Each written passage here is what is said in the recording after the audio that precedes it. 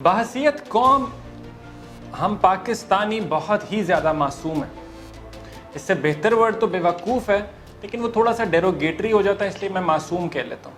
हमारी inward approach जो है उसकी वजह से हम लोग कहीं के भी नहीं रहे। शायद हमारे सियासतदान या हमारे इदारे या और डिफरेंट जो भी रिस्पेक्टिव लोग होंगे जिनकी ओपिनियन होगी, वो चाहते ही ऐसे हैं कि पाकिस्तानी कौम को अंदर के मामलात में उलझाए रखो ताकि ग्रोथ तो ये भूल जाएं। अगर आप किसी से बात करें इंडिया की तो वो कहेंगे जी वो इंडिया को तो हमने न्यूक्लियर मार के उड़ा देना है, और इंडिया क्या, इंडिया का हमसे कोई मुकाबला ही नहीं भाई, बहुत आगे हैं वो हमसे, एंड एडमिट इट। फिर आप बांग्लादेश की बात कर लो तो बांग्लादेश जी गद्दार थे, हमें छोड़ के चले गए, और XYZ स्टोरियाँ हमसे, उनकी इकॉनमी भी हमसे बहुत आगे निकल गई है, तो आप उनसे भी पीछे रह गए, तो उनसे भी अब आपका कंपैरिजन नहीं है। लास्ट टाइम आई चेक तो उस टाइम 2.25 का टका हुआ था जो रुपए के मुकाबले में, तो आपकी वहाँ भी कोई रेस में आप पीछे रह गए। मैं ये बातें इसलिए कर रहा हूँ, जो कि इम्पॉर्टेंट चीज़ है कि फॉरेन पॉलिसी जो है, जब चूंकि हम इनवर्ड लगे रहे हैं तो हमने फॉरेन पॉलिसी को निगलेक्ट किया, हमने गुलामी की है, ठीक है, लेकिन उसके हल में हमें कुछ मिला नहीं है। हमारा ऑल वेदर फ्रेंड चाइना, हम उसके हमने सारे all putting your all eggs in one basket, वो वाला हिसाब रहा है हमारा। ऑन दी अदर हैंड अगर मैं इंडिया की बात करूं तो इंडिया ने चारों तरफ खेला है।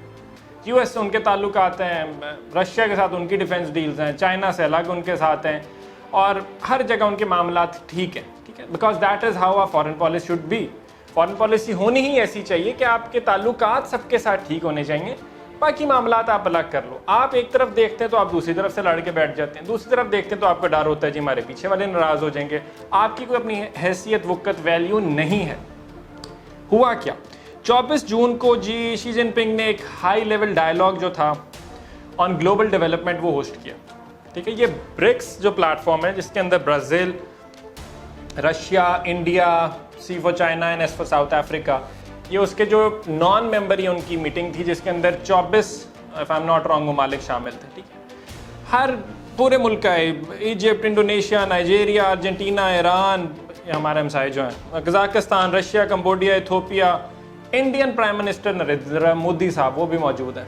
पाकिस्तान को कोई कुछ मौसूल नहीं हुई दावत, पाकिस्तान नहीं था।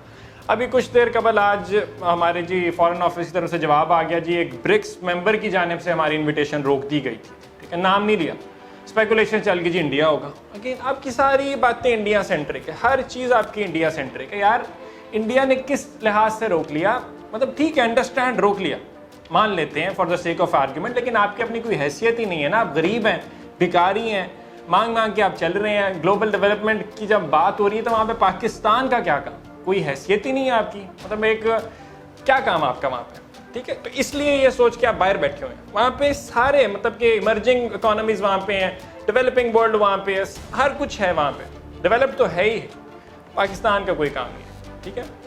तो very saddening, very disappointing. India की अगर मैं आपको बात बताऊँ ना कि हमें हमारी जो इनवर्ड अप्रोच लोकल पॉलिटिक्स के अंदर लगे रहो, हर जी उसने फलां ने ये कह दिया, फलां ने ये कह दिया जी, मेरा ख्याल है कुछ ऐसे हुआ होगा, यार वो काली वीगो आ जाएगी, स्पेकुलेशंस करवा लो, बहुत खुश रहेंगे हम, राजी रहते हैं हम, काम की बात नहीं करेंगे। अच्छा मैं इंडिया की आपको फॉरेन पॉलिसी और इंडिया की चीज़ें आपको बताता हूँ कि इंडिया किसका हिस्सा है। इंडो पैसिफिक इकोनॉमिक फ्रेमवर्क की मैं बात करूँ तो उसका हिस्सा है, क्वाड का हिस्सा है, I2U2 का हिस्सा है, ब्रिक्स का हिस्सा है, पाकिस्तान कहीं नहीं है, ठीक है। अब ये इंडिया का कह रहा है, एक अमेरिका के साथ है, एक रशिया के साथ है, एक चाइना के साथ है, और इस तरह ही चल रहे हैं, वो तो हर जगह पे मौजूद हैं। यूरोपियन नेशंस के साथ भी ताल्लुकात बड़े अच्छे हैं, पाकिस्तान कहीं पे नहीं है। क्वेश्चन ये उठता है कि चाइना का क्या रोल हो सकता था। चाइना का रोल ऑब्वियसली ये हो सकता था कि जी अब मैं अजीब सी बात है जी कि उनके BRI यहाँ चल रहा है, CPEC यहाँ चल रहा है, अगेन आपकी स्पेकुलेशन फिर यहाँ पे चल पड़ेंगी कि हो सकता है कि जी यहाँ पे अपनी आर्मी ले आएंगे गवादर में और फिर कॉलोनी बना लेंगे सारा कुछ।